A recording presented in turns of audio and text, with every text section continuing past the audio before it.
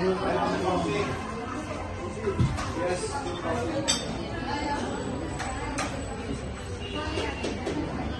শাহ আমিরুজ্জামান স্মৃতি ফাউন্ডেশন কর্তৃক অত্র সংগঠনের সম্মানিত সাধারণ সম্পাদক জনাব দিদারুল আলম মহোদয়কে শুভেচ্ছা ও সম্মাননা অনুষ্ঠান সম্পন্ন।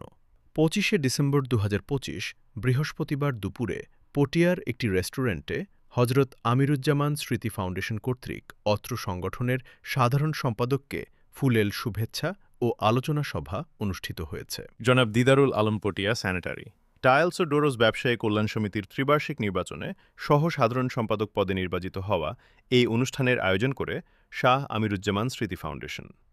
অত্র সংগঠনের মাননীয় সভাপতি জনাব ফজলুল করিম মহোদয়ের সভাপতিত্বে এবং জনাব ফারুক আহমেদ রাজুর সঞ্চালনায় সংবর্ধনা অনুষ্ঠান অনুষ্ঠিত হয়।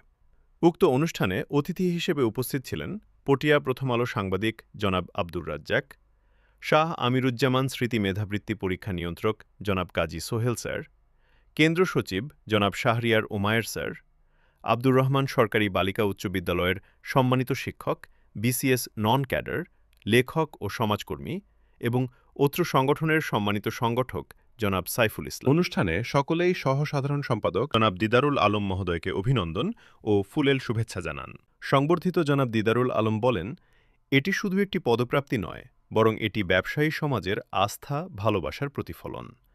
এই দায়িত্ব আরও সততা, নিষ্ঠা ও আন্তরিকতার সঙ্গে সংগঠনের কল্যাণে কাজ করতে অনুপ্রাণিত করতে পারে মতো দোয়া এবং সমর্থন, সহযোগিতা কামনা করেছেন। সকল সম্মানিত ভোটার, সিনিয়র সহকর্মী ও শুভানুধ্যায়ীদের প্রতি আন্তরিক কৃতজ্ঞতা জানান।